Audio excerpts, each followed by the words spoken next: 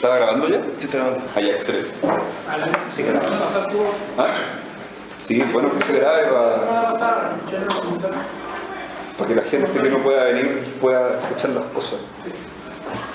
Bueno, en esta sesión que me toca a mí, vamos a hablar de algunos aspectos filosóficos de la biología experimental, ¿ya? En realidad, de lo que voy a hablar principalmente tiene que ver con varios aspectos que están relacionados entre sí, pero que se podrían tratar independientemente. En este caso los voy a tratar de relacionar sobre la biología experimental y cuál es el debate filosófico que hay actualmente al respecto a ella. Que la biología experimental generalmente no se había tratado mucho en el debate filosófico, y lo que más se había tratado en biología desde el principio, cuando se empezó a hacer filosofía de la biología propiamente tal, tiene que ver con teoría evolutiva. Luego la discusión se desplazó hacia el debate del reduccionismo, que tiene que ver principalmente con la genética y cómo y si es posible reducir la genética a la biología molecular. Y eso estuvo muy de moda en los años 60, 70, y en los 70 se llegó a un consenso de que era imposible reducirla. Sin embargo, en los 80 surgió de nuevo una ola reduccionista con otros términos. Voy a hablar de eso un poco también.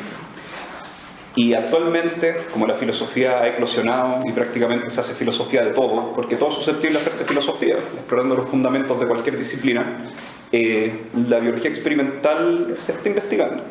Y me voy a basar principalmente en la obra de Marcel Weber, hola, ¿qué tal? ¿Ya? Que él escribió un libro que se llama Philosophy of Experimental Biology. Él es biólogo experimental, de hecho él trabajaba en biología molecular, trabajaba con mitocondria, y sus estudios principalmente lo ha hecho eso. Los ejemplos que utilizan en filosofía tienen que ver con mecanismos de la mitocondria. Así que interesante que después se haya volcado a la filosofía y actualmente tiene un proyecto, él con varios otros filósofos, de muchos millones de pesos, o sea, dólares en este caso, para hacer filosofía de la biología experimental, de hecho. Y es interesante ese tema, que se ha estado invirtiendo hasta plata en eso también. Bueno, entonces, a manera de introducción voy a hablar un poquito sobre el reduccionismo y algunas generalidades sobre el reduccionismo y lo que es competente para lo que voy a hablar hoy día. ¿Ya? Y para eso primero quiero hacer una distinción entre dos tipos de, no sé si dos tipos de biología o dos formas de hacer biología, porque la biología, cuando uno le dicen biología se puede imaginar varias cosas. Y una de las cosas que uno se imagina tiene que ver con evolución. Y las otras cosas que uno se imagina tienen que ver con, no sé, cosas como las que hacen los médicos, las que hacen los que estudian bacterias, células o macromoléculas. Mayer, que es un filósofo de la biología bastante antiguo, que también era evolucionista, hizo la distinción entre dos clases de explicación en biología. La explicación que él llamó de la biología funcional, ¿ya? Que tiene que ver, así se escribe. Mayer, ¿ya? Y dijo que había dos explicaciones en biología: la biología funcional, que trata de explicar los mecanismos que subyacen a los fenómenos biológicos, y la biología histórica. Esto es biología.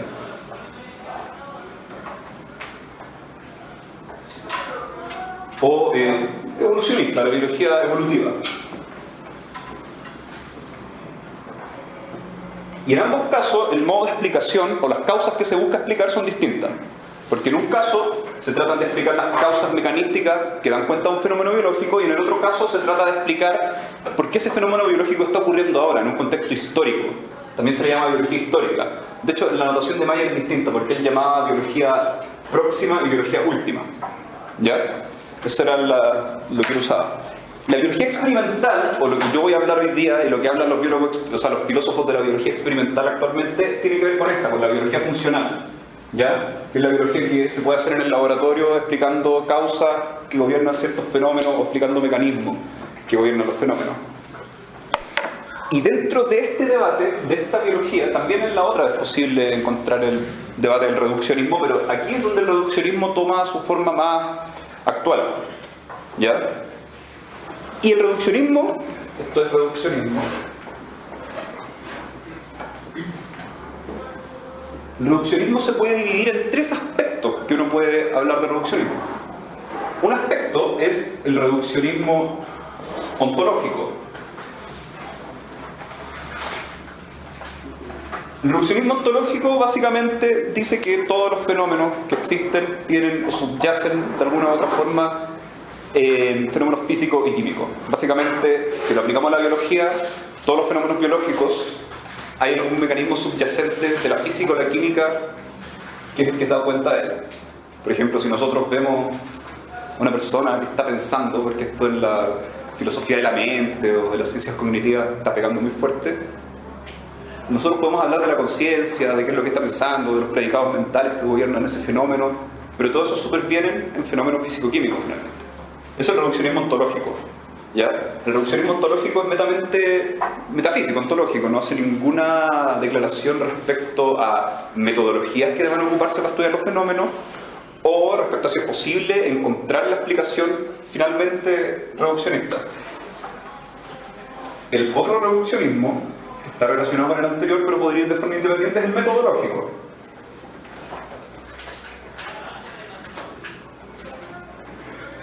El reduccionismo metodológico básicamente proclama que para entender los fenómenos hay que buscar una explicación reduccionista a nivel físico o químico. ¿Ya? Que es básicamente lo que hacen muchos biólogos de laboratorio hoy en día, buscar una explicación reduccionista a los fenómenos que están estudiando. Y la otra clase de reduccionismo, que es la que sí se ha debatido más, es el reduccionismo epistemológico.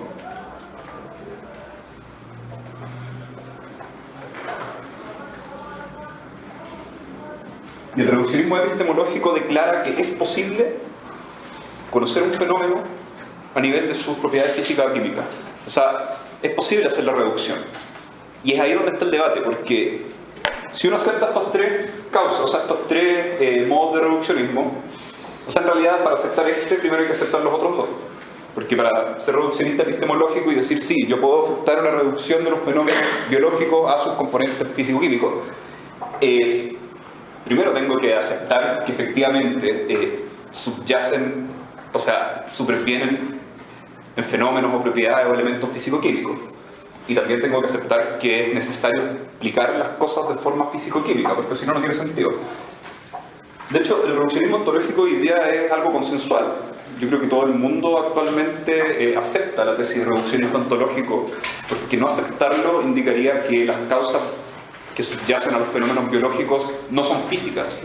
¿Y qué serían? Podrían ser mágicas, podrían ser religiosas o teológicas, o podríamos caer en el vitalismo. De hecho, el vitalismo, que era una ideología biológica que imperaba, no imperaba, en realidad se debatía a principios del siglo XX, declaraba eso. Básicamente que en los procesos biológicos ocurrían fuerzas que no eran físicas o químicas y que eran propias de estos fenómenos biológicos.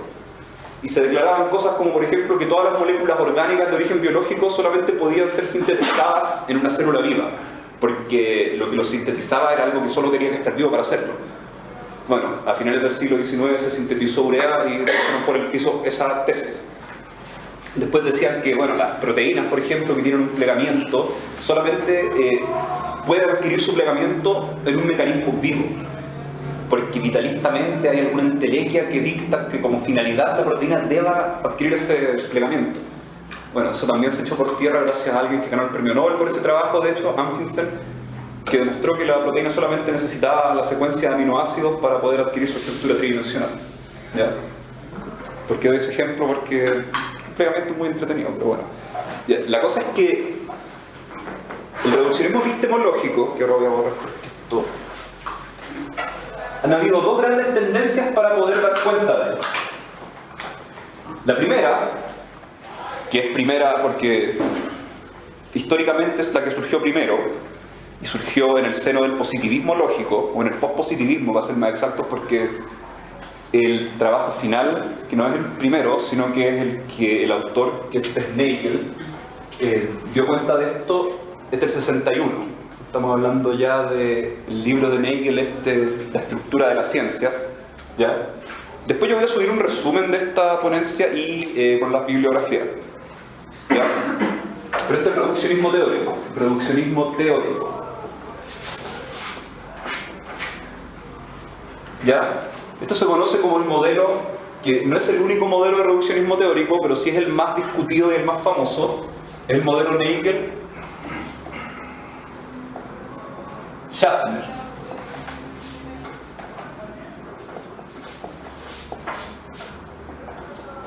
¿Ya? El modelo Nagel-Schaffner, ¿qué es lo que dicta? Que para que haya reducción, o sea, primero la reducción es una relación entre teorías. ¿Ya? ¿Qué es lo que dicta esa relación? Que una teoría tiene que ser deducible lógicamente de la otra teoría. Si uno puede reducir A partir de B, entonces de B uno podría deducir los predicados de A. ¿Cuál es el problema? Que en dos teorías, que el ejemplo que da Nagel es la termodinámica estadística y la termodinámica clásica, en dos teorías ocurren predicados que el lenguaje es distinto. Por ejemplo, el predicado entropía, o la propiedad de entropía, no es una propiedad mecánica. Entonces, para poder relacionar dos teorías, necesitamos lo que se llamaban leyes puente, o principios puente, ¿ya? O leyes de correspondencia reductiva, que básicamente son predicados que contienen proposiciones no son predicados, son proposiciones que contienen predicados de los lenguajes de ambas teorías y que los relacionan, generalmente de forma bicondicional. Y de hecho, esas leyes puentes o principios puentes son una de las cosas más debatidas de ese modelo. Es el modelo de reducción teórica, básicamente. Tiene que haber deducción de las leyes de una teoría con respecto a la otra. Por ejemplo, si queremos deducir la biología de la química, a partir de los predicados de la química o de las proposiciones de la química, debemos lograr deducir lógicamente los predicados, las proposiciones de la biología.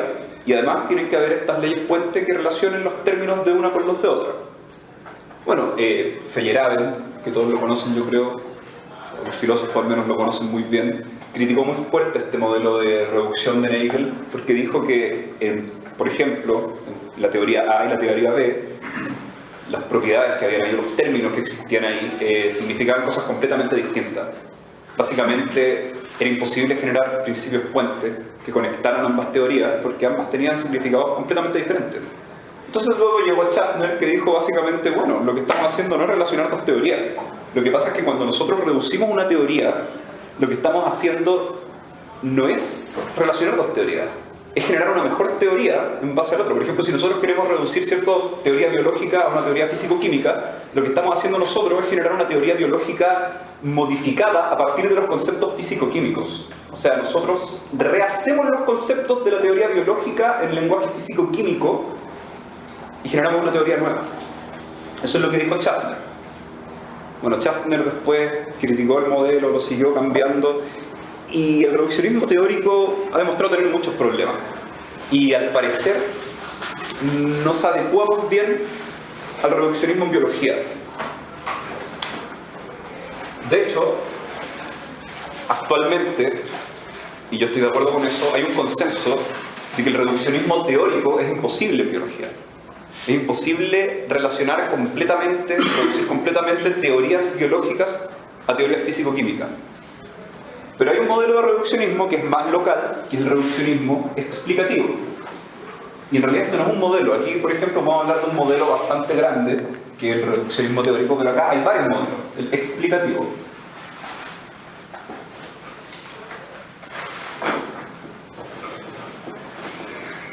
Y el reduccionismo explicativo básicamente lo que declara es que hay reducciones locales de, ya sea de una parte de una teoría, de una ley de una teoría, de un mecanismo, de un fenómeno, en términos de otra teoría, que generalmente es más inclusiva o es de algún nivel de organización inferior.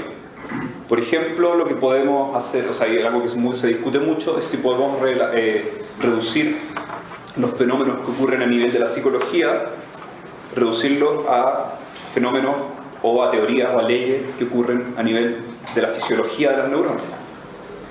Y esto entra el problema mente-cerebro, por ejemplo.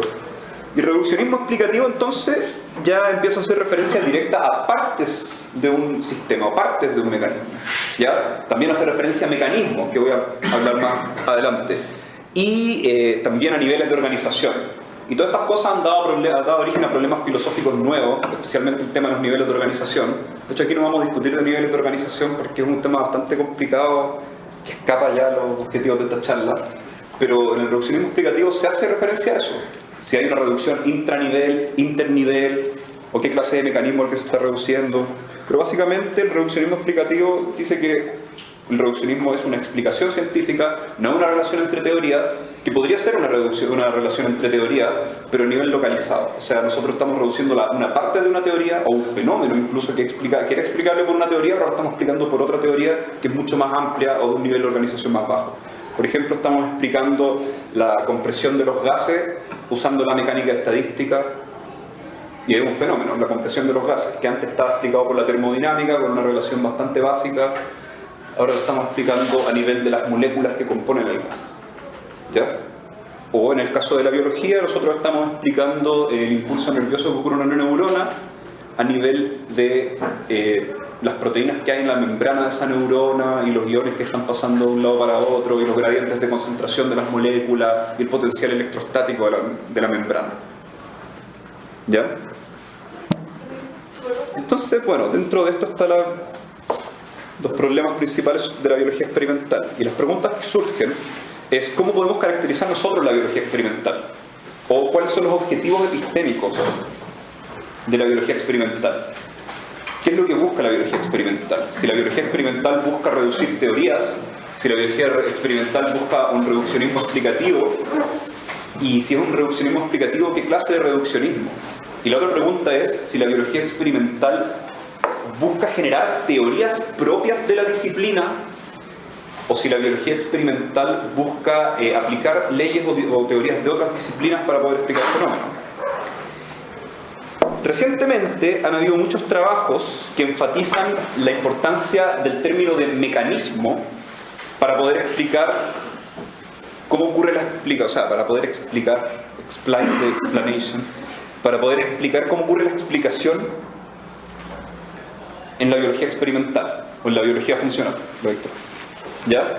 Y los mecanismos básicamente se han descrito como conjunto de entidades y actividades organizadas de tal forma que producen cambios regulares desde una condición inicial hasta una condición final.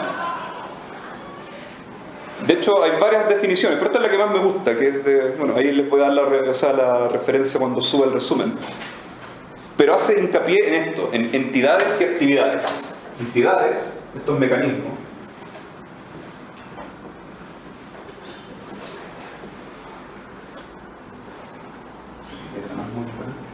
Entonces el mecanismo se compone de actividades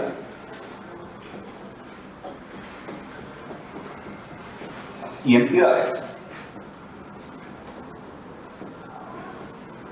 Y estas se ordenan de cierta forma espacio-temporal y dan origen a regularidades donde hay unas condiciones iniciales, nosotros las ponemos, el sistema cambia y genera condiciones finales. Generalmente en biología ocurre que las condiciones iniciales y las finales son las mismas. Por ejemplo, en el caso de una neurona que genera un impulso nervioso, si nosotros consideramos esa zona de la membrana, las condiciones iniciales y las finales van a ser las mismas en cuanto a gradiente de concentración de iones, en cuanto a potencial electrostático, en cuanto a varias cosas. ¿Ya? Ahora, la pregunta que surge es ¿qué son estas entidades y qué son las actividades? Las entidades no son muy problemáticas porque estamos hablando de partes. Básicamente, si tenemos una neurona, que es el ejemplo que da Weber en su libro, la neurona tiene una membrana, la neurona también, que esa membrana tiene canales de iones, tiene canales de potasio, canales de sodio, también hay iones ahí dando vueltas que generan un gradiente de concentración, que generan un potencial electrostático. Entonces hablar de partes no es tan complicado, el problema es hablar de actividades. Y el problema es que la mayoría de los que proponen el tema de los mecanismos han basado ontológicamente los mecanismos en esto, en las actividades. Dice que lo basal para poder explicar toda la biología o todos los fenómenos que se están estudiando son las actividades. Les dan una prioridad, por decirlo así.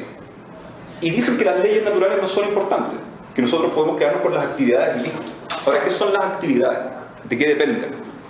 Entonces ahí uno se pregunta si uno llega a leyes naturales. Intuitivamente yo creo que sí se puede llegar a leyes naturales, porque por ejemplo si nosotros tenemos el metabolismo de una célula, tenemos que ahí participan enzimas, participan metabolitos que se están transformando por estas enzimas, que estas enzimas catalizan reacciones químicas. Bueno, ahí llegamos a una ley natural, llegamos a una reacción química que está siendo catalizada, llegamos a una proteína que adquirió una conformación tridimensional para poder realizar esta actividad, y esa actividad está dada por una reacción química.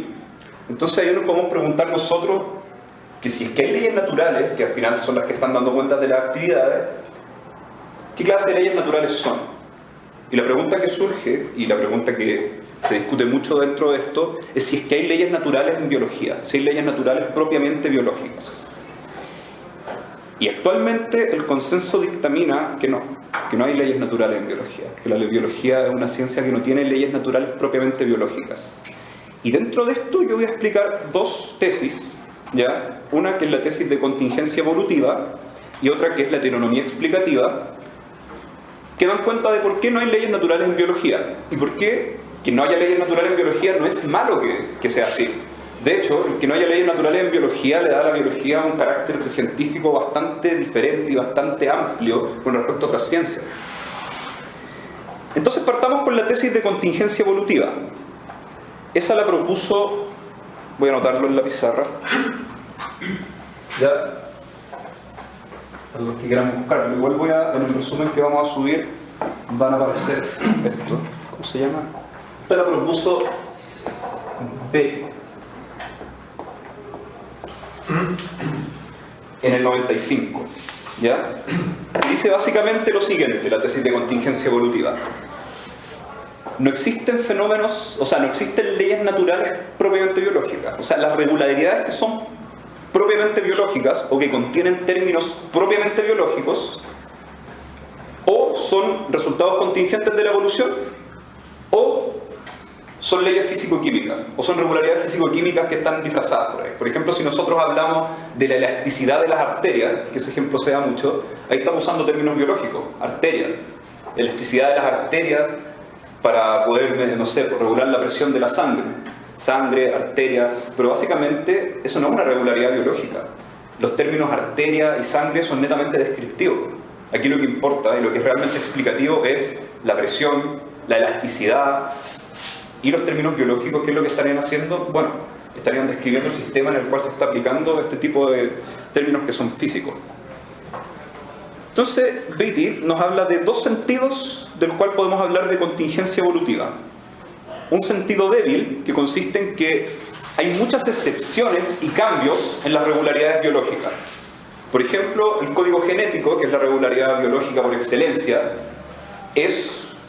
tiene excepciones en ciertas especies.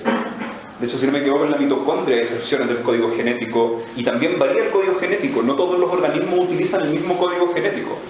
Nosotros sabemos que para varios codones tenemos codificado un aminoácido, pero algunos organismos van a tender a usar más uno, otros más otro, y eso cambia. Entonces hay excepciones. Y también hay cambios durante la evolución, cambios muy grandes que ocurren en los organismos. Hay mutaciones espontáneas que generan cambios, entonces una propiedad que tenía un organismo, que en algún ambiente podía ser adaptativa, podría transformarse por cambios ambientales incluso en no adaptativa y cosas de ese estilo. Ese es el sentido débil de la contingencia evolutiva. Actualmente existen excepciones a casi todas las regularidades biológicas, o casi todas las generalizaciones biológicas. Y el sentido fuerte, que esto ya es más metafísico, de hecho hay autores que utilizan terminología de mundos posibles para dar cuenta de esto, que es lo que yo no quiero hacer hoy día, porque encuentro que ¿para qué hablar de mundos posibles si se puede hablar de otras cosas? El sentido fuerte es que si nosotros tenemos dos casos, por no hablar de mundos posibles, dos casos donde las leyes de la física se aplican igual, de la misma forma, y tenemos un sistema que es susceptible de evolucionar en el sentido de la evolución biológica, tenemos el mismo sistema con las mismas condiciones iniciales y nosotros dejamos ese sistema evolucionar, es probable que lleguemos a condiciones finales completamente distintas. O sea, si nosotros recorremos el tiempo y vamos hacia atrás y llegamos al momento en que se estaba generando en la especie humana, por, no sé, por mutaciones, por presiones ambientales, por selección natural y por varias cosas, si nosotros retrocedemos la cinta y llegamos ahí y la hacemos avanzar, es probable que no lleguemos nuevamente a lo que entendemos actualmente como ser humano. Y eso se puede hacer en el laboratorio. O sea, si nosotros tenemos un microorganismo que lo estamos haciendo crecer con cierta presión selectiva del medio, llámese temperatura, llámese un agente tóxico, es probable que por la presión selectiva, y eso ocurre, se seleccione cierto organismo con alguna mutación que le permite sobrevivir. Pero si nosotros hacemos experimento varias veces, es altamente probable que esa mutación que le permitió sobrevivir al organismo sea distinta. Entonces ahí tenemos un fenómeno de contingencia evolutiva. Pero ahí consideran que es imposible replicar las condiciones iniciales en términos absolutos. No, porque eso es un argumento metafísico. Entonces básicamente estamos diciendo que si tuviéramos las mismas condiciones iniciales y dejáramos andar el sistema o lo hiciéramos andar, entonces... No, pero ahí hay términos metafísicos. Dicen, si tuviéramos exactamente las mismas condiciones iniciales, harían cosas distintas. Sucederían cosas distintas. Y eso, bueno, es algo que yo creo que los biólogos aceptan. Están de acuerdo con eso. Experimentalmente, claro que es así, pero metafísicamente es como... Es el problema, es que ahí entramos en un problema ya de la epistemología de la ciencia histórica. ¿Ya? Ahí yo creo que Rodrigo nos puede hablar un poco más del tema, pero la epistemología de la ciencia histórica tiene problemas filosóficos muy distintos a los que estamos tratando acá. Eso de si se pueden replicar las mismas condiciones iniciales es un problema diferente. Pero la tesis de contingencia evolutiva lo que dice básicamente es que la mayoría, en realidad lo que dice es que todas las generalizaciones que son puramente biológicas son resultados contingentes de la evolución. ¿Cuál es la conclusión de esto? Que bueno, las generalizaciones biológicas carecen de necesidad nómica, o sea, no pueden ser leyes naturales. ¿Sí, dime? ¿No se puede considerar una regularidad el hecho de que el organismo cambie solamente? Sin entrar en detalle cómo cambia o qué es lo que cambia. Sí, pero no es candidata a ley natural eso. Es una característica de lo que ocurre. O sea, podrían haber leyes naturales que estén dando el cambio o podrían no haberla. Pero el decir un organismo cambia no es una ley natural, porque no siempre te va a dar origen a... O sea, si tú tenés esa proposición, el organismo cambia, no te permite explicar nada más que los organismos cambian. Entonces no es una ley natural. Y bueno, las generalizaciones en biología son dos: las puramente biológicas, que son consistentes, o sea, que son contingentes, disculpen, y también hay generalizaciones físicas y químicas en biología, que también juegan roles biológicos. ¿Ya? ¿Cuál es la consecuencia de esto? Según el autor, según Beatty, que hay un pluralismo teórico en biología. Básicamente, cuando nosotros trabajamos con regularidades que son puramente biológicas, tenemos muchos tipos de explicaciones que podemos dar que son puramente biológicas a un fenómeno biológico, y también van a haber muchos aspectos según el cual nosotros podemos explicar de forma física o química un sistema biológico. ¿Ya? Muy cercano a la tesis de contingencia evolutiva, entonces surge lo que propone Marcel Weber en su libro Filosofía de la Biología Experimental, que es la heteronomía explicativa. La tesis de contingencia evolutiva es reduccionista en cuanto a carácter. Sin embargo, el autor no lo propone como una tesis del reduccionismo, lo propone como una tesis para apoyar el pluralismo en biología. Weber habla de la heteronomía explicativa para explicar que la biología experimental sí es reduccionista. ¿En qué consiste la heteronomía explicativa básicamente? Cuando uno hace una explicación de un fenómeno de los que estudia la biología experimental, por ejemplo el metabolismo de una célula, lo que está haciendo básicamente es usar generalidades físicas o químicas para poder explicar el fenómeno biológico. Lo que nos dice Weber entonces es que en la biología experimental no surgen... O sea, la biología experimental tiene independencia como disciplina, pero en cuanto a teorías, esta no tiene teorías propias de la biología experimental. Entonces el fin o el objetivo epistémico de la biología experimental es la aplicación de teorías físicas y químicas para explicar fenómenos biológicos. Entonces uno le puede decir, bueno, en todas estas teorías, en todas estas explicaciones, hay muchos conceptos biológicos que están jugando un rol importante. Y él dice, sí, están jugando un rol importante, porque están demarcando el sistema en el cual se están aplicando estas regularidades que son físicas o químicas. Por ejemplo, ¿qué podríamos decir? La división celular. La célula se divide porque hay un mecanismo físico-químico, que hay ciertas proteínas que estrangulan la membrana y que logran la división celular. Así en grandes rasgos. Ya no voy a entrar en los detalles biológicos del tema, pero los términos como célula, membrana celular, están describiéndonos cuál es el sistema sobre el cual se están aplicando las leyes físicas o químicas. ¿Ya? O en las neuronas, que es el ejemplo que da Weber. Términos como axón, dendrita, neurona, todos esos son descripciones. Y los términos que juegan un rol explicativo son los términos físicos o químicos.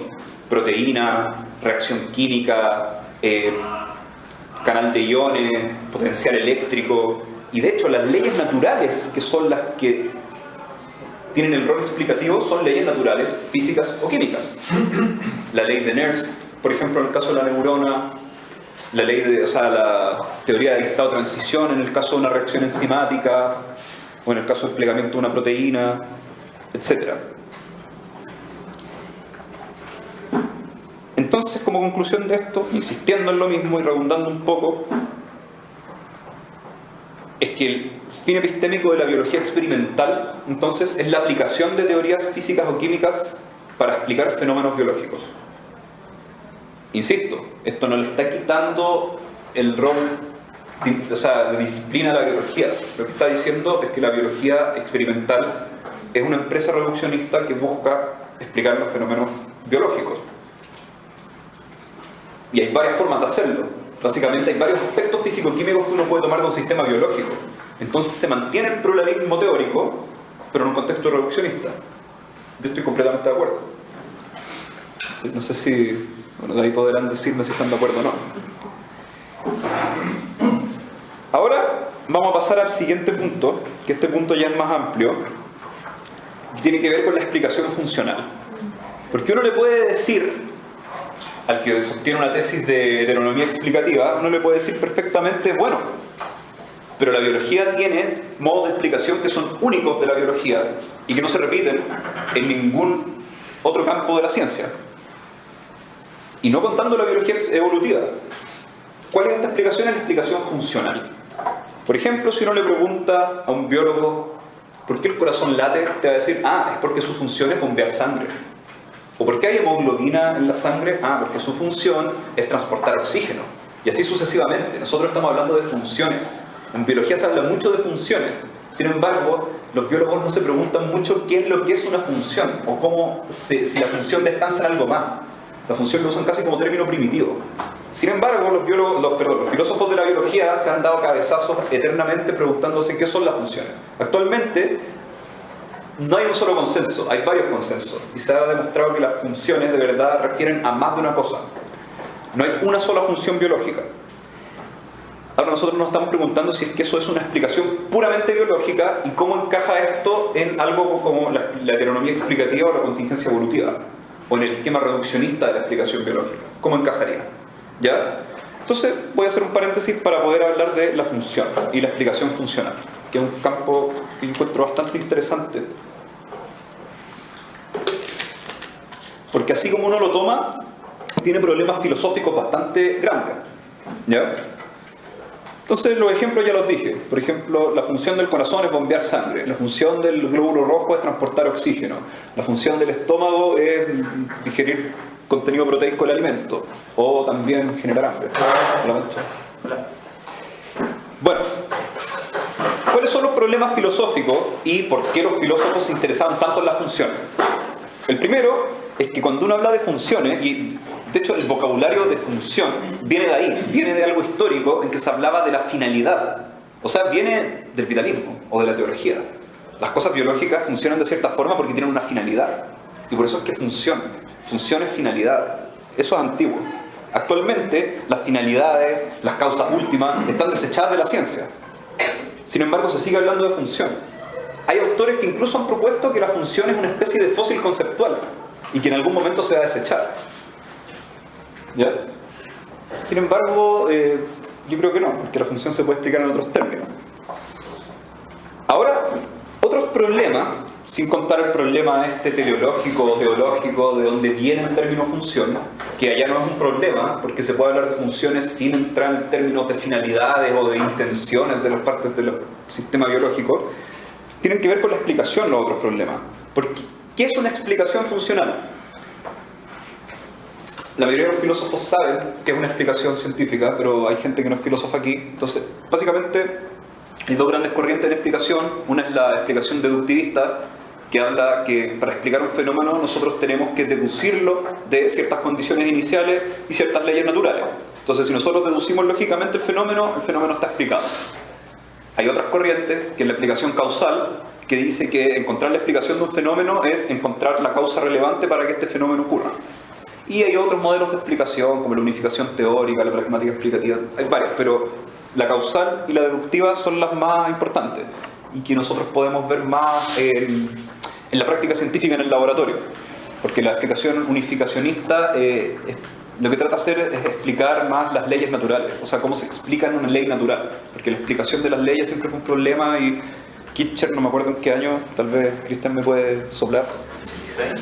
Creo que fue en el 86 cuando él plantea el modelo de explicación por unificación. Pero bueno, vamos a hablar de la explicación deductivista y causal. Porque ahí es donde se pueden ver mejor los problemas de la explicación funcional. Porque nosotros decimos, bueno, ¿por qué el corazón late? Esa es la pregunta, la why question de la explicación, que es lo que queremos explicar. El corazón late. Ese es el explanando. Entonces, el explanans, o la frase que explica por qué el corazón late, si es que lo vemos en términos funcionales, es porque el corazón, porque bombea sangre, porque su función es bombear sangre. Si lo vemos causalmente, es raro, porque el que se bombee sangre no es una causa, es una consecuencia de que el corazón lata. Entonces estaríamos explicando una causa por su consecuencia, lo que no encaja para nada en ningún modelo de explicación. Estaríamos explicando algo que ocurre, lo estamos explicando por una ocurrencia futura de otro evento. Tal vez eso en acciones humanas, por ejemplo, está bien.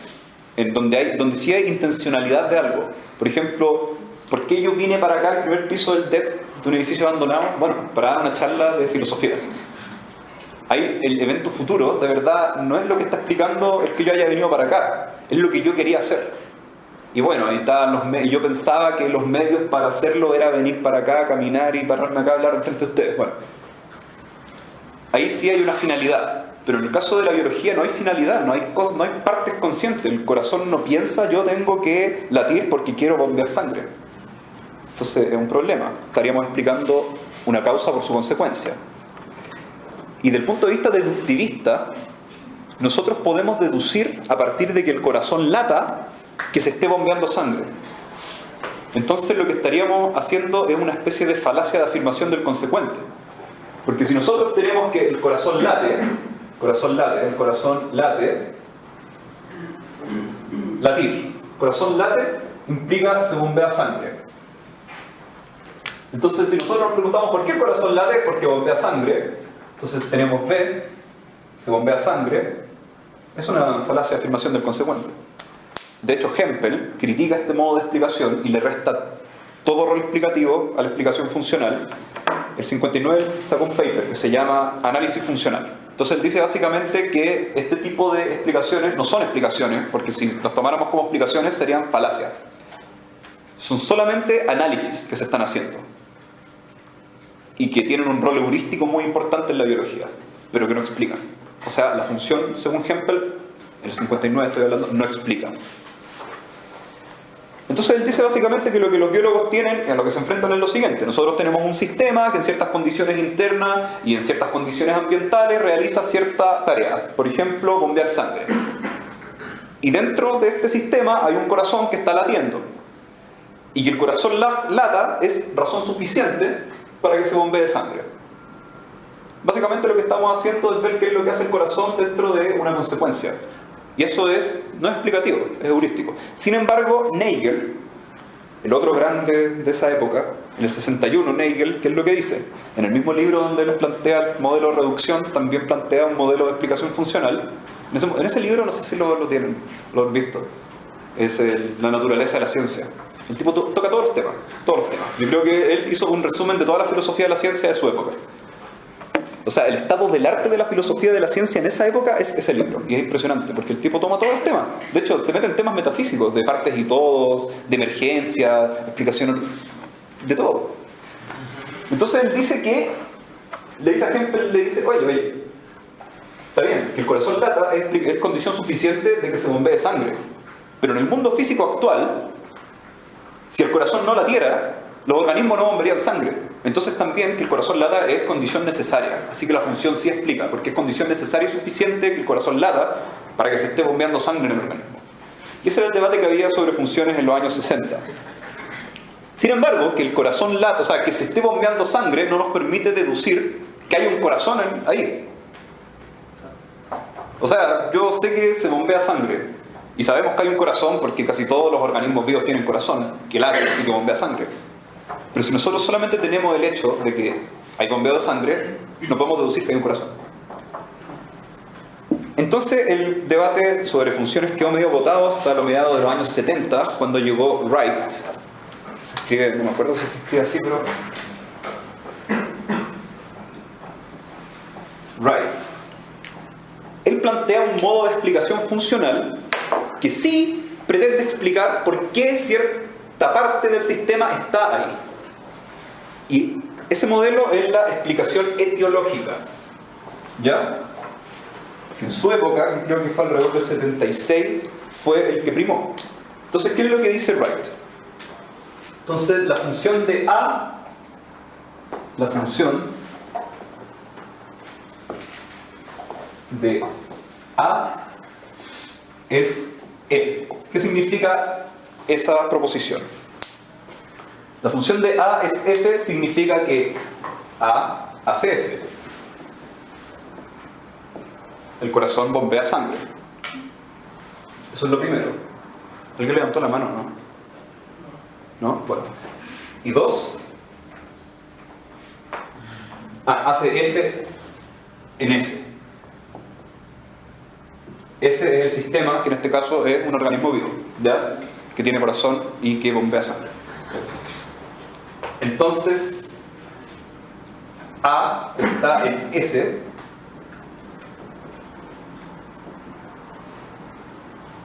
Porque hace F. Entonces, Wright dice que una explicación funcional es eso. A hace F y A está en S porque hace F. Y esto es conflictivo, porque Wright dice, bueno, entonces esta proposición, la primera no es conflictiva, pero no hace más que redundar en lo mismo que lo que estamos tratando de explicar.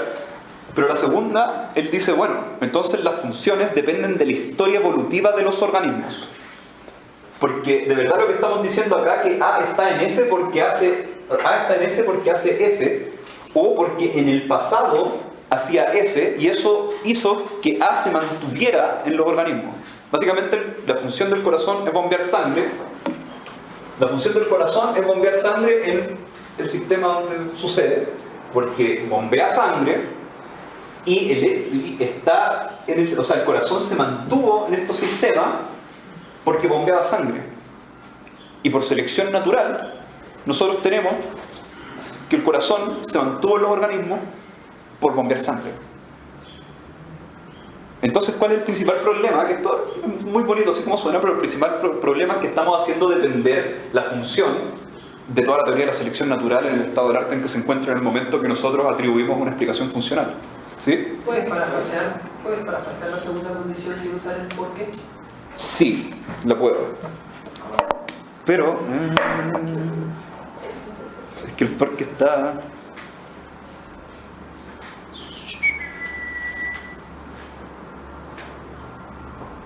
Sí, la razón de por qué A se encuentra en S, no, en realidad es complicado. Sí, porque... Pero la mayoría de los textos aparece así. ¿Cuál es el problema?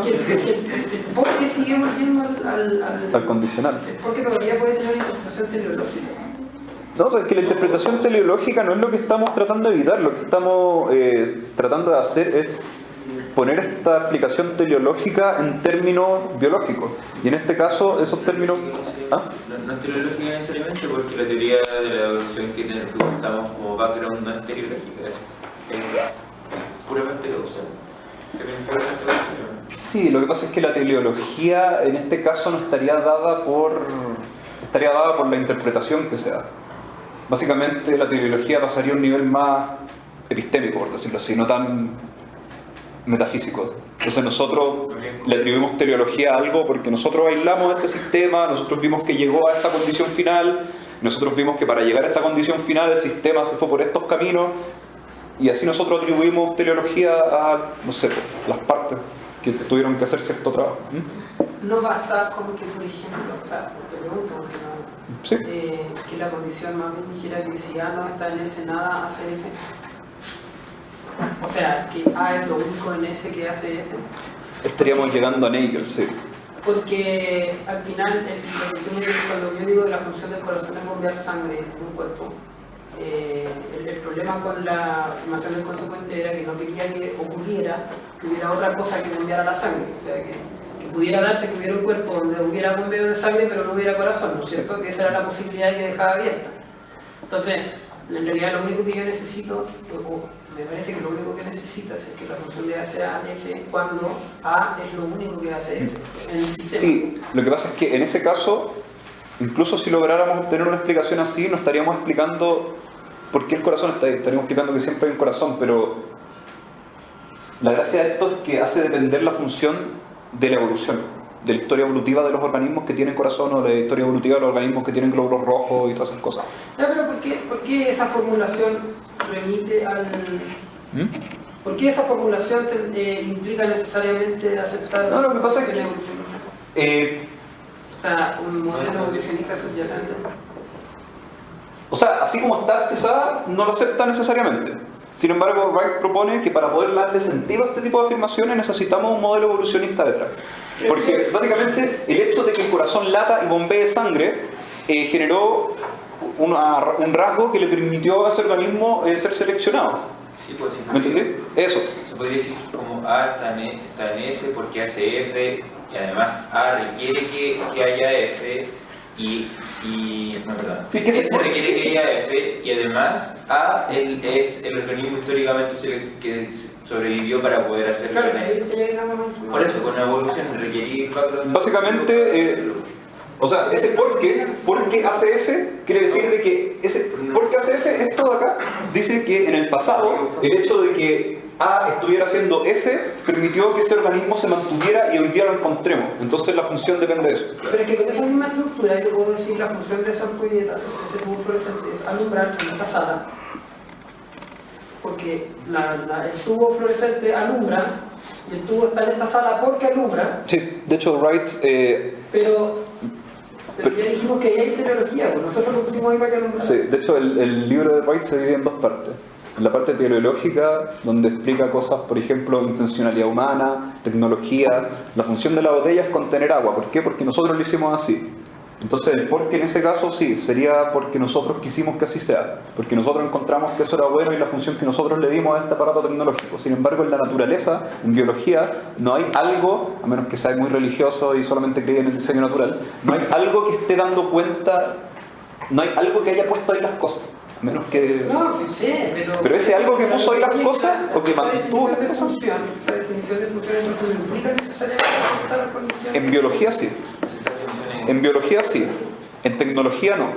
Claro, pero que si aceptas que la naturaleza es una tecnología, si aceptáis un diseñador inteligente, todavía podéis conservar esa función y... Perfecto. Ah, sí. Sí, pues si aceptáis un diseñador inteligente, sí. No podemos refutar a los creacionistas.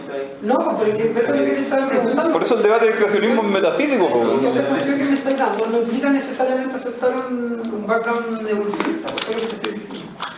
O sea, es que esta definición de función que da Wright es una definición de función amplia, que habla tanto de funciones biológicas como el corazón bombea sangre, o también la función de esta silla que está hecha de esta forma para que yo me siente. Y el hecho de que esta silla esté acá es porque yo me puedo sentar. Todavía no está completa la inferencia. Todavía no está completa la diferencia. Pero en biología es porque A hacía F.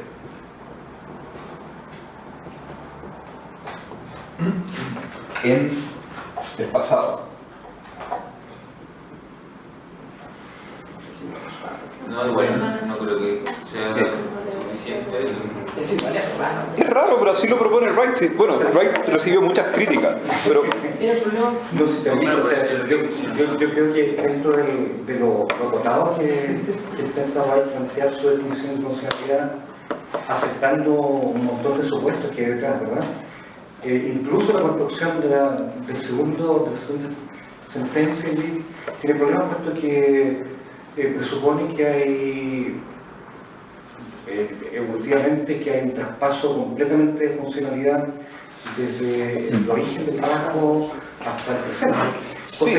O sea, ahí está presuponiendo una inercia filogenética del 100%. Y además aquí... Nada nuevo que pueda hacer el corazón. Y además ese, por ejemplo, o sea, no necesariamente. El problema también es que ese podría ser el ancestro común de ese, o podría ser varias cosas. Pero eso es distinto, porque o sea, metiéndonos ya en teoría evolutiva, hay rasgos que cambian de función. Sí, por cierto, pero en ese momento también son explicables por este tipo de... O sea, la función de esos rasgos también sería explicable por este tipo de no necesariamente porque puede haber casos funcionales. Sí, pues, pero por eso.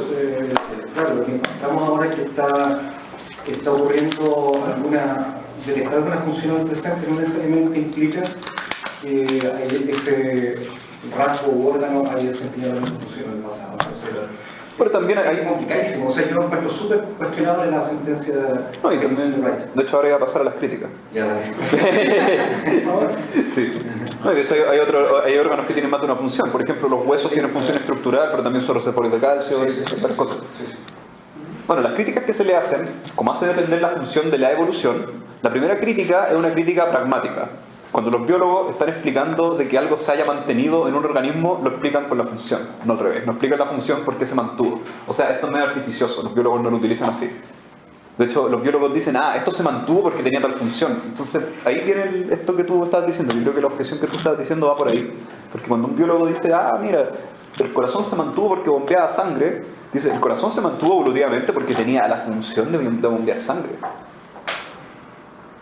Y bueno, asumiendo que eso no es problema, quedándonos solo con esto, porque nosotros podemos definir función como queramos, y lo definimos así. Tal vez no es el término función que utilizan los biólogos, pero es un término válido de función. Hay problemas. Si es que solo depende de la historia evolutiva de los organismos, entonces ¿qué pasa, por ejemplo, si yo tengo un cultivo bacteriano donde tengo la bacteria tratando de hacerla crecer en cierto azúcar, pero la bacteria no puede metabolizar el azúcar? Y de repente hay una bacteria que sufre una mutación en una enzima y esa enzima adquiere la función de metabolizar el azúcar. Está bien, si lo interpretamos así, entonces no podemos decir que esa enzima tiene la función de metabolizar el azúcar, porque es la primera, no tiene una historia evolutiva detrás. Entonces, al ser la primera, no podríamos atribuirle función. O cualquier organismo, porque si asumimos así, entonces siempre que hablamos de función es por historia evolutiva. Entonces, siempre que ocurrió por primera vez esa función, entonces no podríamos hablar de función. Y bueno, hay otros ejemplos más metafísicos que encuentro más ridículos, pero que se usan mucho para poder refutar esto. Uno es el Swampman. No sé si han escuchado hablar del Swampman. El Swampman es lo siguiente. Yo, Gabriel Vallejo, estoy caminando en un pantano y hay tormenta, ¿ya? Y de repente cae un rayo al lado mío e inmediatamente yo me duplico y se genera otro Gabriel Vallejo que no soy yo, pero que es idéntico a mí en todo aspecto. Entonces, como no tiene historia evolutiva, yo no le podría atribuir función alguna a ninguno de sus órganos o a ninguno de sus rasgos. Estúpido. O sea, está bien. ¿Por qué miércoles no recurrir a algo más natural como las bacterias? Pero bueno, hay gente que recurre a Swampman. Y otra cosa que algunos filósofos de la biología han usado para referirse a esto son lo que ellos llaman animales espontáneos. ¿Qué pasa si nosotros tenemos un caldo primordial aquí? No un caldo primordial, sino que ocurre de repente que hay un agregado molecular muy rápido y se genera un león. ¿Por qué? Porque se genera un león. Ese león no tiene historia evolutiva. Entonces tampoco podemos hablar de funciones de las garras.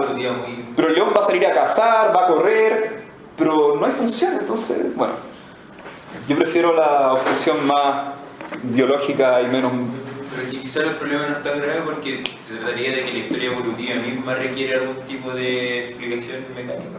Sí. Claro, eso es como el más fuerte.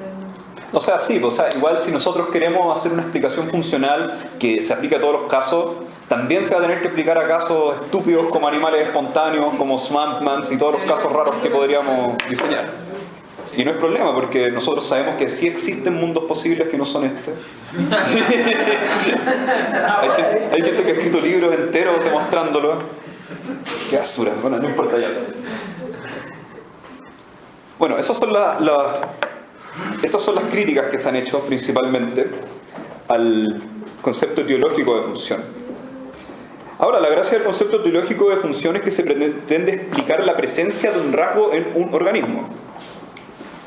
¿Ya?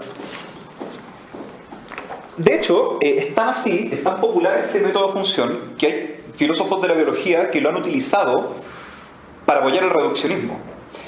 Y aquí yo saco un ejemplo del filósofo Alex Rosenberg, que creo que tú lo conoces porque también es filósofo de la ciencia social. Bueno, Alex Rosenberg dice, bueno, yo soy reduccionista. Sin embargo, yo digo por otro lado que toda la biología se basa en la teoría de la evolución. ¿Por qué? Porque nosotros para poder decomponer un sistema, esto es lo que dice Rosenberg, para poder decomponer un sistema biológico en partes, por ejemplo un pájaro, nosotros lo decomponemos en partes funcionales. Las alas son funcionales. ¿Cuál es la función? Esta. El corazón también es funcional. Todos los órganos, al final la decomposición que hacemos del sistema siempre es funcional. Y como él acepta, sin pensarlo, este tipo de función, dice, bueno, y como toda la función depende de la teoría de la evolución o de la historia evolutiva, entonces la biología funcional descansa en la biología evolutiva. La biología funcional no es autónoma, siempre descansa en la biología evolutiva porque toda la decomposición que uno hace de los sistemas para poder explicarlo reduccionistamente, de forma físico-química, siempre son funcionales y dependen de la teoría evolutiva. Entonces tenemos dos opciones. Una es decir, bueno, es imposible que la biología sea reduccionista porque toda la biología funcional depende de la evolutiva. Y la otra es buscar que la evolución o la selección natural sea un principio físico-químico. Eso es lo que hace Rosenberg, de hecho. Se mete en la pata de los caballos y dice, no, la teoría de la evolución, de verdad nosotros la vemos aplicada a la biología porque ahí es donde más interesante aplicarla. Y no la vemos en los textos de química y física porque los físicos y químicos se preguntan por otras cosas. Pero él dice, no, el principio de selección natural es un principio físico-químico que se puede aplicar a toda la materia y en la cosmología. Entonces es raro. Bueno, consideremos que sí es un principio físico-químico. Para poder ver si es que se puede rescatar un poco. Sí, pues por una cosa así como más caritativa, veamos si es o no es. Entonces ahí podríamos decir, ya pues, pero ¿qué pasa si nosotros hacemos otra concepción de función? Y por otro lado, digamos ya, es un principio, hay un principio de selección natural. Y aquí yo creo que está la objeción. Asumamos que la selección natural sí se puede aplicar a entidades no biológicas. Pero el principio de selección natural no es un principio absoluto. Para poder tener sentido, el principio de selección natural tiene que aplicarse a un sistema. Entonces, básicamente, el principio de selección natural no es un principio teórico, es un principio metateórico, es una estructura que tiene que haber un modelo que la satisfaga para poder aplicarle algún tipo de explicación. Y pueden haber muchos modelos que la satisfacen. Entonces, no es un principio físico, porque también se puede hablar de selección natural a nivel de moléculas, a nivel de órganos, a nivel de organismos, a nivel de poblaciones, a muchos niveles. Y ahí el principio de selección natural va a estar siendo aplicado a distintos tipos de sistemas. Hay distintos modelos que me están satisfaciendo una estructura. Entonces no es un principio físico. Y ahí le decimos a Rosenberg, ya, es físico pero también no es físico. O sea, tu principio está totalmente out. Y por otro lado, nosotros podemos tener concepciones distintas de función. Y ahí es donde quiero entrar ahora yo, porque hay otra concepción de función, que encuentro yo que es muchísimo más satisfactoria que esta, ¿ya? Y la borramos esta, que es la concepción funcional, o sea, perdón, sistémica de la función, ¿ya? O del rol causal. Entonces, básicamente, nosotros tenemos lo siguiente. La función de A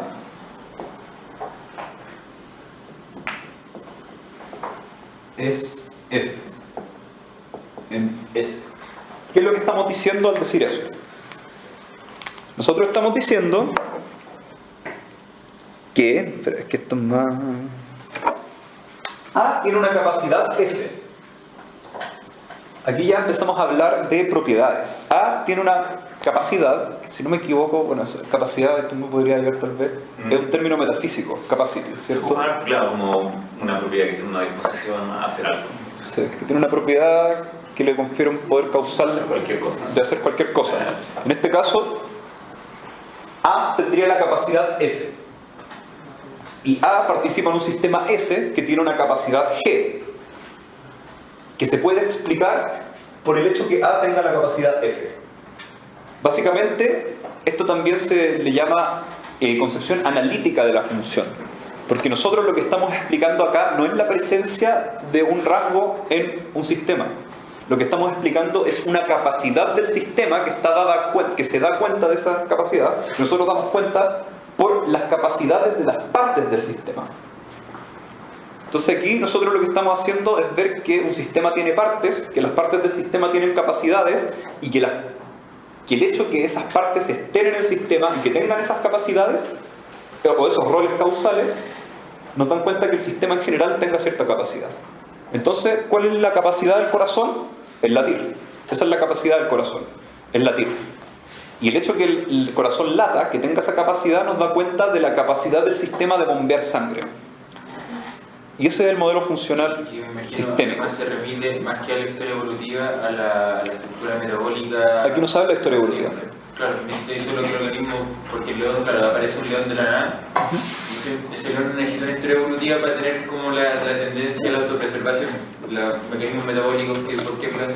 Nosotros podríamos hacer un experimento mental metafísico que no hable de leones ni de cosas que conocemos. Podríamos hablar de que de repente acá surge un organismo que nosotros le podemos decir que es vivo porque tiene, no sé, autopoiesis o lo que sea, y la ciencia es un homenaje a Maturana, así que... Te voy a preguntar una cosa, pero entendí. Sí, de hecho después voy a hablar de autopoiesis. No, por favor. Ya. Bueno, la cosa es que imaginémonos que aparece un animal que es capaz de, no un animal, sino que un organismo vivo que tiene órganos, que tiene partes y que es capaz de sobrevivir y que es capaz de comer, que es capaz de respirar y que es capaz de hacer muchas otras funciones o capacidades, que tiene muchas otras capacidades. Entonces nosotros podríamos tomar una capacidad de ese organismo y ver cuáles partes y por qué capacidades de esas partes el organismo puede tener esa capacidad global. Por ejemplo, este organismo respira y encontramos que tiene una parte que nosotros podemos aislar que tiene otra capacidad que permite que ese organismo respire. O es capaz de procesar alimentos. Entonces nosotros vemos que tiene varias partes por donde entra el alimento se mueve, una de esas partes muele el alimento, otra de esas partes absorbe los aminoácidos, otra los lípidos. Entonces nosotros vemos que esas partes tienen capacidades y esas capacidades dan cuenta de la capacidad general del sistema de alimentarse. Y poniéndonos en un caso más real, para pasar a casos reales y no a casos de mundos posibles que no son el nuestro porque no existen y no hay que hablar de ellos, por favor. ¿Ya? Nosotros, los seres humanos, tenemos la capacidad, por ejemplo, de pensar. Eso es porque tenemos ciertas partes, por ejemplo el cerebro, que tienen ciertas capacidades que dan cuenta de esa capacidad de pensar. O de alimentarnos también. Nosotros tenemos todo lo que se llama sistema digestivo, que tiene varias partes, que tiene distintas capacidades, que dan cuenta de la capacidad general de digerir alimentos. Y esta concepción analítica de la función, la concepción analítica o sistémica le llaman, es mucho más adecuada para dar cuenta de la decomposición funcional que se hace de los sistemas. Entonces nosotros podemos decomponer los sistemas de acuerdo a esta concepción de función. Básicamente lo que estamos haciendo acá es atribuir un rol causal a las partes del sistema. Nosotros dividimos el sistema en partes y le atribuimos roles causales a cada una de estas partes para dar cuenta de una capacidad global del sistema. O sea, a mí me resulta que esta definición de alguna manera también está implícita dentro de lo que uno podría llamar una explicación a la funcionalidad de una perspectiva evolutiva no histórica, puesto que si una de las partes o del sistema uno le ascribe algún valor en términos adaptativos, va a resultar eso necesariamente en que la presencia de ese rasgo o de esa parte del sistema se va a traducir en alguna variable de fitness, o ya sea sobrevivencia, reproducción, qué sé yo, que va a permitir efectivamente que aquellos sistemas que cuenten con esa parte van a tener un fitness positivo, mientras que aquellos que no cuentan con esa parte no van a tener.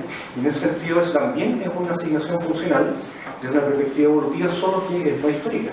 A diferencia de la perspectiva que mencionaste antes a esta, que sí invoca la historia como un componente importante, crucial. Para definir funciones. Pero sin embargo, esta perspectiva alimenta la perspectiva histórica. O sea, yo no las veo como totalmente excluyentes. Solo que la otra es histórica y esta no es histórica. O sea, sí, tenemos dos conceptos de función distintos y nosotros podríamos hacer depender un concepto de función en este concepto de función. Absolutamente. Sí. Yo no creo que al revés.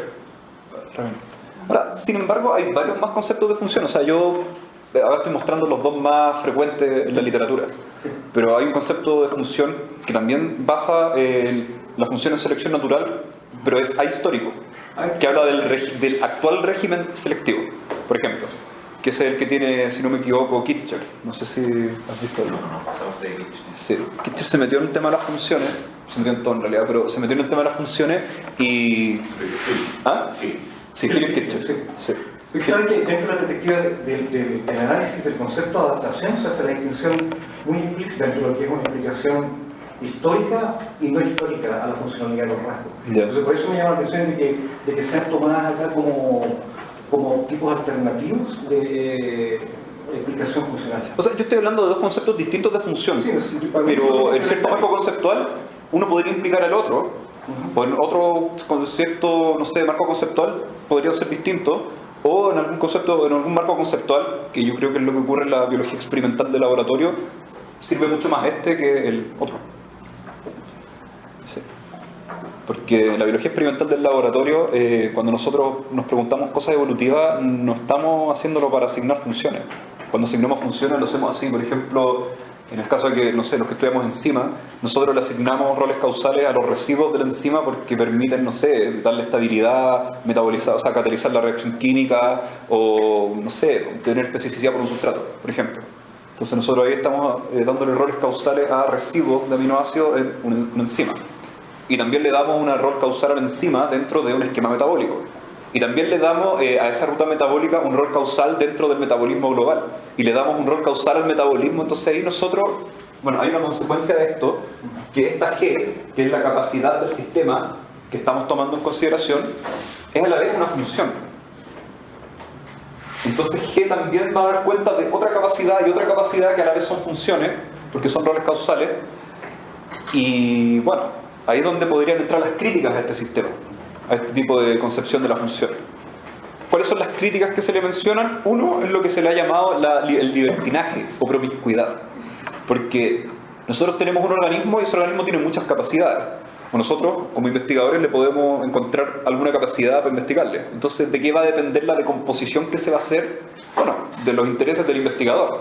Entonces hay una promiscuidad, básicamente depende del investigador y los intereses que tenga, cómo vamos a decomponer el sistema y qué funciones le vamos a asignar. Weber en su libro lo ve como un problema de que cualquier cosa puede tener o sea, que uno puede decomponer de muchas formas un sistema vivo para asignarle funciones. Yo no lo veo como un problema. De hecho, hay otros autores que han visto que eso es un rasgo esencial de la biología. Por ejemplo, William Wimsatt, que es un autor que me he dedicado a leer harto, dice que la biología se comporta básicamente así. O sea, de hecho, él define complejidad. De hecho, define la palabra complejidad, que algunos la usan mucho en algunos institutos, especialmente sin definirla nunca. ¿Ya? No quiero hablar del IFIC porque no quiero mencionar nombre. Él define complejidad de acuerdo a eso, de acuerdo a porque él dice nosotros tenemos muchas formas de decomponer el sistema y si esas decomposiciones no tienen bordes coincidentes o tienen muchas descomposiciones y todas esas descomposiciones no coinciden en bordes, estamos hablando de un sistema complejo. Básicamente, no sé, pues tenemos una bacteria y la podemos decomponer de forma metabólica, la podemos decomponer de forma química estructural, la podemos decomponer por el pH interno, la podemos decomponer por microdominios de, no sé, de algún tipo de metal divalente o de cualquier cosa. Y todas esas decomposiciones no van a tener generalmente los mismos bordes, los mismos límites, boundaries. Sin embargo, si nosotros tomamos un pedazo de piedra y lo decomponemos por pH, por composición química, por, no sé, por dureza, por, no sé, por componentes de la aleación que estamos teniendo, generalmente van a tener los mismos bordes o casi los mismos. Entonces estamos hablando de un sistema que no es tan complejo, si comparamos, no sé, una bacteria con una piedra. Y así define Wimsatt la complejidad. Y yo creo que por eso no es un problema el hecho de que nosotros podamos decomponer un sistema en muchas partes distintas, de muchas formas diferentes. Lo que sí es un problema con la promiscuidad es que nosotros también tenemos sistemas, por ejemplo el sistema solar, que también tienen partes, que también podemos asignar errores causales, pero cuando hablamos de la función del planeta Tierra en el sistema solar, es raro. Cuando hablamos de sistemas físicos o químicos y vemos que también podemos atribuirle capacidades que dan cuenta de capacidades mayores del sistema, es raro porque la función tiene sentido hablarla y predicarla en sistemas vivos. Entonces, ¿cómo se saca Weber de esto? ¿Qué es lo que él propone? Bueno, que hay una capacidad que es común a todos los sistemas vivos, que es la autorreproducción.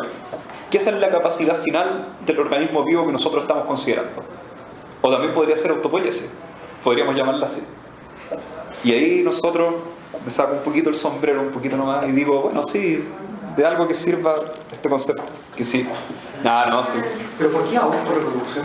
Autorreproducción tiene que ver con la capacidad del organismo en poder regenerar sus componentes de forma idéntica como estaban antes. Por ejemplo, de regenerar la membrana, de regenerar el borde, de regenerar los componentes funcionales, de regenerar las cosas. Por eso autorreproducción. No tiene que ver con reproducción, no tiene que ver con la capacidad de reproducirse, sino que de autorreproducirse, de poder mantener mediante procesos metabólicos sus propias partes. Autopoiesis, básicamente. Weber no habla de autopoiesis en ningún momento, habla de autorreproducción. De hecho, eso de la autorreproducción es algo muy expandido por muchos autores. El hecho de que acá se le haya llamado autopoiesis es algo que está tan expandido, contingente. Pero es una definición de organismo centrado. Si te fijas tú, el organismo considerado como una entidad que efectivamente no puede producir, pero otras entidades de mayor nivel jerárquico no necesariamente se refieren a eso. Y nadie diría, por ejemplo, que una población de organismos no es susceptible de ser dividido en parte ni analizable en términos funcionales. Y de llegar a funciones, sí. De hecho, Weber discute de eso y dice que efectivamente él habla de la autorreproducción de los organismos vivos, pero que perfectamente uno podría hablar de autorreproducción de agregados de organismos en un nivel de organización superior, de poblaciones, incluso de ecosistemas, porque por ejemplo una de las críticas que se le hacen a la autopoiesis como condición suficiente de la vida, un poquito, es que la unidad autopoiética que nos define a nosotros, por ejemplo, no es solamente nuestro organismo, también son las bacterias que habitan en nosotros. Entonces, si nosotros queremos definir la vida como una unidad autopoiética, hay falla, porque nuestra unidad autopoiética considera más que nuestro propio organismo. También son nuestras bacterias, que si nos sacan todas esas bacterias, eventualmente moriríamos. Entonces sí, efectivamente, autorreproducción no necesariamente es predicable de un solo organismo. También puede ser de un conjunto de organismos, de un agregado. Y en eso yo estoy de acuerdo. No necesariamente va a ser de un organismo. Porque ahí también vamos a poder fijar roles causales a las bacterias que viven en nosotros, que nos ayudan a digerir ciertas cosas, que nos protegen de ciertos patógenos ambientales, cosas de ese estilo. Así que sí, estoy de acuerdo. Entonces, efectivamente, yo creo que la autorreproducción sí es una capacidad general de los organismos que nos permite decomponer funcionalmente a esto.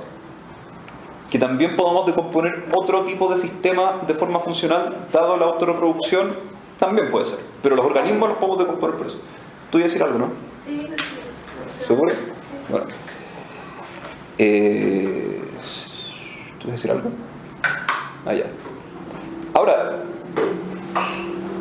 Weber dice que de esa forma evitamos la promiscuidad y de esa forma también evitamos que nosotros decompongamos un organismo de la forma que se nos antoje. Yo creo que no, porque la autorreproducción es una capacidad del organismo, pero sin embargo igual podemos decomponer esa misma capacidad. Se puede estar dada cuenta de muchos tipos de decomposiciones distintas. Lo podemos decomponer de forma, no sé, estructural física, no sé, lo podemos decomponer de forma metabólica, lo podemos decomponer dividiéndolo en células, lo podemos decomponer de varias formas distintas.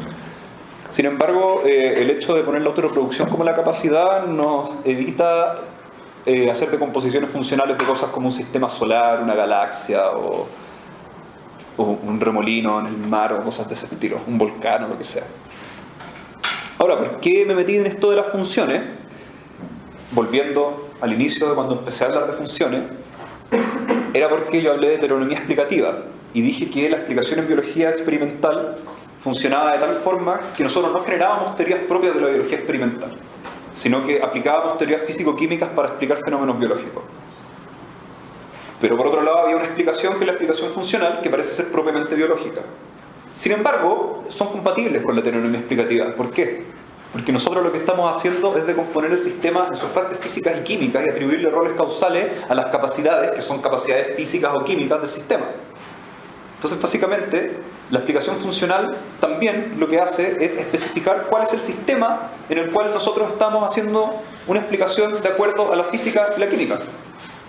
Entonces, también la explicación funcional apoya esa tesis de que en la biología experimental, más que haber teorías propias de la biología experimental como disciplina, hay explicaciones en las cuales se usa la física y la química para explicar.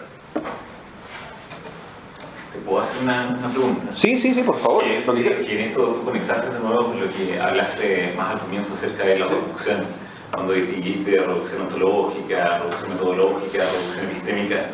No me quedó claro si tú estás interesado en un tipo de reducción eliminativista, como que... Bueno, ¿cómo? O sea, no me quedó claro si tú eres un reductivista eliminativista o si en cambio eres un reductivista más bien igualitario, digamos. O sea, se podría reducir, pero digamos los fenómenos biológicos aparecen a cierto nivel ontológico que es independiente en algún sentido. O sea, no se pueden reducir a fenómenos meramente físicos. Los fenómenos biológicos aparecen en cierto nivel dentro de la estructura de los fenómenos, digamos, y aparecen solamente ahí.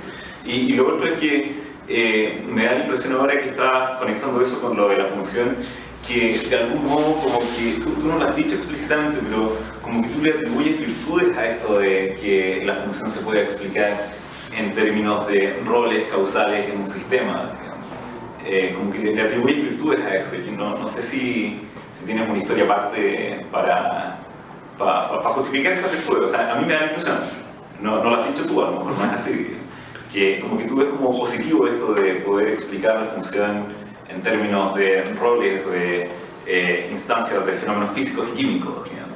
Es como si estuviese, que tú como biólogo, como si estuvieses subordinando tu biología experimental a la física y a la química, digamos. ¿Por qué no defender la independencia? Por esa es como mi...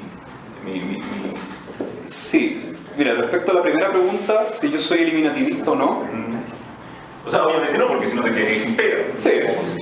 No podría eliminar los fenómenos biológicos. No, pero es que uno igual puede ser uno igual puede llamarse biólogo y ser eliminativista. Claro que sí. Totalmente.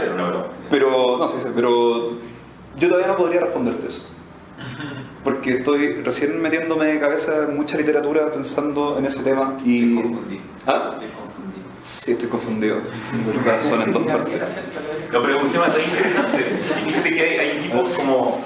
hay hartos filósofos de la física cuántica que son físicos y ellos mismos, estoy pensando en los estructuralistas, digamos, los cuánticos estructuralistas ontológicos de 2007 en adelante. Y ellos mismos dicen, tratando de defender como el pluralismo en la filosofía de las ciencias, que claro, que no es necesario como hablar del produccionismo de los 60 o del 70, a la Nagel, por ejemplo, sino que igual hay lugar para defender la independencia de las distintas disciplinas científicas. Sí. Y los argumentos van por ese lado. Los fenómenos biológicos se dan en cierto nivel ontológico, en cierto nivel explicativo, y se requieren ciertos métodos para investigarlos. No se podría aplicar, no sé, por la matemática de los espacios de Hilbert a los fenómenos biológicos, pues sería ridículo, ¿no es cierto? Se requieren ciertos métodos y aparecen a cierto nivel, etc. Sí, ahora, yo hasta ahora no me estoy casando con un eliminativismo. No puedo, porque en el fondo todo lo que he mostrado hasta ahora de la explicación, o sea, hay que hacer dos especificaciones. Todo lo que he mostrado hasta ahora de la heteronomía explicativa, sobre todo, es compatible con un eliminativismo o con un no eliminativismo. Sí. Porque lo que trata de explicar la heteronomía explicativa es simplemente que la biología experimental, como ocurre hoy en día, es de esta forma. Básicamente se toma un fenómeno biológico y se trata de explicarlo físico-químicamente. ¿Por qué uno se puede preguntar? Y ahí tendríamos que entrar en la filosofía del experimento. Porque los sistemas experimentales que se diseñan en biología experimental, las mediciones que se hacen son físicas y químicas, básicamente. Y los sistemas experimentales que se utilizan, los conceptos que se usan para tratarlo, para manipularlo, son físico y químicos. Y las manipulaciones que se hacen son manipulaciones físicas y químicas. básicamente, más allá de defender un eliminativismo o un no eliminativismo, estoy describiendo lo que ocurre con la biología experimental hoy en día. Y lo otro que quiero especificar es que no estoy en ningún momento tratando de decir que toda la biología tenga que responder a este tipo de cosas. No es toda la biología, es cierta parte de la biología experimental. Y no toda la biología experimental tampoco, porque hay cierta biología experimental que va a utilizar términos que son puramente biológicos. Por ejemplo, la genética clásica aún sigue en debate si es completamente reducible a la biología molecular. El consenso dictamina que no, que la genética que se hace usando términos netamente moleculares no es la misma genética que se haría utilizando términos netamente mendelianos, actualizados por supuesto. No estamos hablando de la genética clásica que se hacía antes, no estamos hablando de la genética clásica que se sigue haciendo hoy en día, a pesar de que se utilizan términos moleculares. Una salida que hay al respecto, hablando de niveles de organización, es lo que plantea Schaffner en su libro del 93, en esta explicación y... ¿cómo se llama? Bueno, no importa, pero de biología y medicina. Él habla ahí de teorías de nivel intermedio, porque él habla de que todas estas teorías que tienen que ver con la biomedicina, la bioquímica, la biología molecular, son teorías que están a paso medio entre dos teorías de amplia generalidad, que son la teoría evolutiva, por un lado, y por otro lado, las regularidades netamente físicas y químicas de la bioquímica. Él dice que estas están entre medio. Y tomando también a un autor que me gusta mucho, que es Wilson, él lo que dice es que hay distintas perspectivas para poder decomponer los sistemas y para poder investigarlos. Y me gusta mucho eso, porque básicamente él dice que los niveles de organización son algo objetivo, que son algo propio de la naturaleza. Sin embargo, nosotros no necesariamente vamos a tener acceso a los niveles de organización y cómo estos se organizan y cómo se relacionan entre ellos. Entonces lo que hace la ciencia es usar perspectivas distintas para poder decomponer los sistemas y poder acceder de alguna u otra forma a las partes y a los todos, y eso podría encajar con los niveles de organización. Y por eso él habla que hay distintas perspectivas que generalmente coinciden con disciplinas. Por ejemplo, está la biología, no sé, la fisiología, la neurociencia, está también la bioquímica, el metabolismo. Esas son distintas perspectivas para poder decomponer los sistemas. ¿Qué autor es? Wimsatt. Ese no lo iba a usar hoy día, pero ya que me preguntan lo nombro. Tiene una página sobre trata estos temas, ¿no? El de From Biological Practice. ¿No te gusta? Es bueno. Sí, ese From Biological Practice to Scientific Metaphysics es un proyecto que está él metido. Está Marcel Weber, que es el autor del libro que me acabas de sacar. Está Alan Locke, que es un filósofo norteamericano también de la biología. Y está Kenneth Waters, que es un filósofo que actualmente está usando mucho la teoría causalista de Woodward para dar cuenta de ciertos fenómenos. Teoría que yo no he leído, así que no me pregunto. ¿Ah? No, sí, me imagino que es buena, pero todavía no me meto ahí. ¿Ah? Tenía otra pregunta con respecto al tema de las funciones. ¿Sí? Había escuchado algunas veces de filósofos de la ciencia que es consenso hoy en día que las explicaciones funcionales se pueden tomar como explicaciones causales, como hay buenas formas de parafrasearlas, de reconstruirlas como explicaciones causales. ¿Eso es correcto según lo que vi? Es correcto según esto. ¿Pero eso es consenso entre los filósofos de la ciencia? No sé si es consenso entre todos los filósofos de la ciencia. Pues es mayoritario. Es mayoritario, diría yo. Es mayoritario. De hecho, actualmente en la filosofía de la mente, y esto yo no lo he leído así como totalmente, pero en la filosofía de la mente se echó mano mucho al tema de las funciones para poder naturalizar los predicados mentales, sí, o ciertos predicados que tienen que ver con el lenguaje. Sí, cuando dais ejemplos de intenciones, yo me imagino que incluso eso debería ser como... Pero hubo dos etapas, po. La primera etapa trataron de naturalizarlos con las funciones a lo Wright, onda funciones que dependen de la teoría de la evolución, y lo trataron de naturalizar de esa forma. Y la segunda etapa lo trataron de naturalizar ya usando este tipo de funciones, de roles causales. Pero el debate entre los dos tipos de funciones, que podría no ser un debate porque son compatibles en ciertos casos, se sigue dando. Sí. Ahora, hubo una época que ya había un consenso. Decían, ya está la función etiológica, la función de los roles causales, y son dos funciones distintas y se acaba el tema. Son dos conceptos distintos de función. En la biología a veces se usa uno, a veces se usa otro, da lo mismo. Pero en los 80, como te digo, hubo un renacimiento por esto mismo de los filósofos de la mente que le echaron mano a estos conceptos para poder usarlos para sus teorías. ¿Ah? Sí, anda nomás. Ya, gracias. Sí, y la otra pregunta que me hizo Cristian tenía que ver con la independencia de la disciplina. Yo creo que el hecho de que haya heteronomía explicativa sigue dando una independencia a la biología. O sea, la biología en ningún momento ha perdido su independencia por el hecho de que haya esta heteronomía explicativa. Como disciplina es independiente porque estudia fenómenos que no estudian otras disciplinas. Pero relativamente independiente. O sea, depende de ciertas disciplinas físico-químicas, pero en sí lo que se está haciendo es aplicar esos fenómenos físico-químicos a fenómenos que son propios de la biología. Claro. Y de esa forma sí tiene independencia como disciplina. Y respecto a los niveles de organización, que no me quería meter en eso hoy día, yo considero que sí. O sea, básicamente uno puede decir que hay niveles de organización, unos más basales que otros, y que en algunos casos es súper evidente de cómo podemos hacer una reducción de las teorías de este nivel con respecto a las teorías de este otro nivel, y en otros casos no, y ahí es donde suceden los fenómenos emergentes, que es donde nos hace falta una teoría para conectar ambos niveles. Pero Lo más clásico es la conciencia y la neurociencia, todavía nos hace falta teoría. La ciencia no es necesariamente incompatible con reducción, ¿cierto? En el sentido de reducción como identificación de Depende de qué tipos de propiedades. depende de qué concepto de emergencia utilice. Porque si utiliza un concepto de emergencia como irreductibilidad, sí, pues es incompatible, porque está usando emergencia para referirte a todos los casos en los cuales no es posible realizar la reducción porque hace falta teorías para eso. Pero en otro caso, de hecho Wimsatt también propone otro concepto de emergencia como no agregatividad, como fallas en agregatividad. Una agregatividad es cuando, por ejemplo, no sé, pues tengo un montón de arena. Las propiedades del montón de arena generalmente van a estar compartidas con los granos, la masa, el volumen, y van a ser sumativas. Cuando en ciertos agregados no se produce, falla eso, hay emergencia. Por ejemplo, en nuestro caso, muchas de las propiedades que tenemos como organismo no son propiedades de las partes que tenemos. La interacción entre las Sí, tiene que ver con las interacciones y tiene que ver con que si nosotros cambiamos una parte por otra, el sistema falla. Ya, pero si nosotros eliminamos una parte, el sistema también falla. En el caso del montón de arena, si eliminamos un montón de arena no hay mucha variación. Pero hay conceptos de reducción que calcen con eso, ¿cierto? Es que se habla también de emergencia débil y de emergencia fuerte.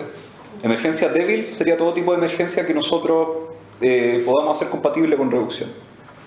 Y ahí también ahí se discute la idea de que si existe emergencia débil o fuerte en la naturaleza, porque, no sé, al menos no tengo la impresión de que podría ser perfectamente posible que solo haya emergencia débil en la naturaleza, a todo nivel. Es que la emergencia tiene que ver con lo que nosotros podemos conocer de los sistemas. Entonces hay todo un componente epistemológico que no hay que perderlo de vista. O sea, la emergencia no es algo que místicamente ocurre en la naturaleza. La emergencia tiene que ver con propiedades. Las propiedades las determinamos nosotros. Entonces, sí, tiene que primar lo epistemológico en esto. Y bueno, yo creo que para no desviarnos más del tema, como conclusiones de hoy, ya, primero, no sé, espero que les haya quedado claro todo lo que puse hoy en día. ¿Ya? Si no les quedó claro, díganme también.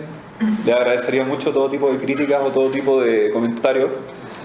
Pero como conclusiones, básicamente, entonces hoy día mostré parte del consenso que existe, que no hay leyes propiamente biológicas, que cualquier regularidad o generalización propiamente biológica es un resultado contingente de la evolución, ¿ya?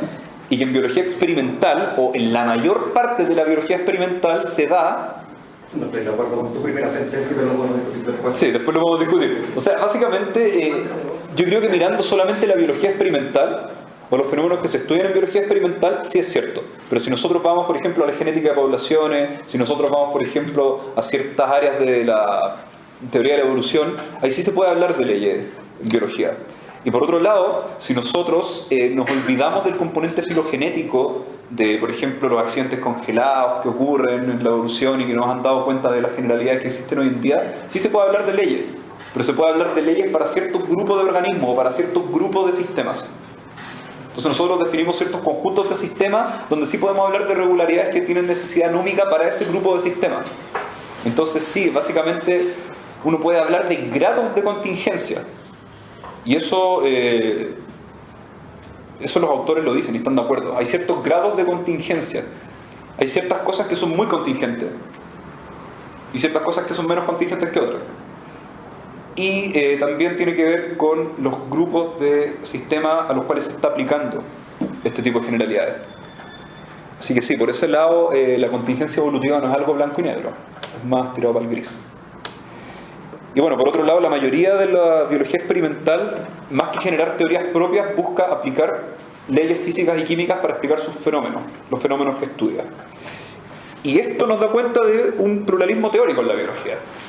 Hay muchas formas de decomponer funcionalmente un sistema, incluso basándonos netamente en parámetros físicos y químicos. Tenemos muchos aspectos que nosotros podemos observar, muchos aspectos que vamos a querer explicar y muchos aspectos según los cuales vamos a poder decomponer el sistema de muchas formas distintas. O sea, si bien esto es una postura reduccionista la que estoy mostrando, es totalmente de acuerdo con un pluralismo. Y muchas veces se dice que pluralismo y reduccionismo son cosas que van totalmente opuestas. No es así. Pero eso es porque se tiene la noción eliminativista de reducción, me imagino. Es que también podría ser un reduccionismo eliminativista y pluralista. Porque hay muchas formas de decomponer los sistemas y de eliminar los predicados de los niveles altos de organización. Claro, pero metodológicamente es pluralista igual. Sí. Yo personalmente no soy tan eliminativista, porque nosotros podemos determinar niveles de organización y las entidades que pertenecen a estos niveles de organización interaccionan causalmente con entidades de estos sistemas de estos niveles de organización. O sea, cada entidad va a interaccionar causalmente con entidades de su propio nivel. Y si nosotros vemos que hay, por ejemplo, esta, no sé, causación hacia abajo de una entidad de un nivel interaccionando con la de otro nivel, de verdad lo está haciendo en virtud de sus componentes que están en el nivel de esta otra entidad con la que está interaccionando. ¿Y eso? ¿Pero eso no es eliminativo? No es eliminativista para nada. Sí. Y eso era lo que les quería presentar hoy en día. Espero que les haya quedado algo claro. Espero que les haya gustado. Así que muchas gracias por venir.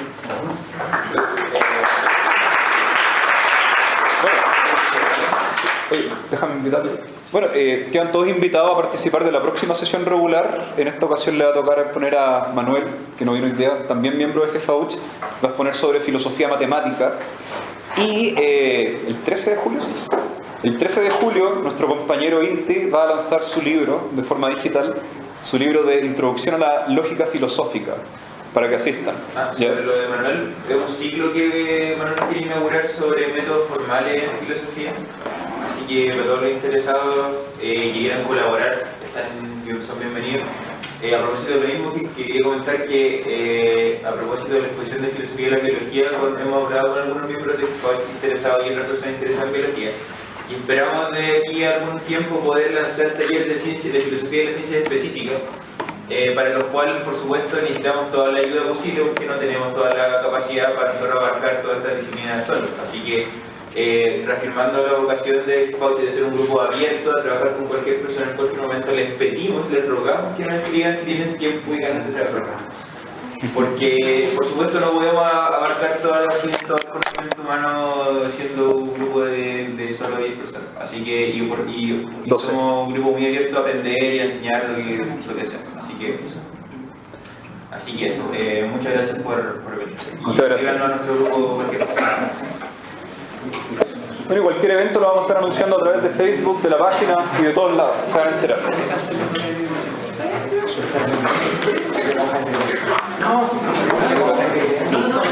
Sí, igual.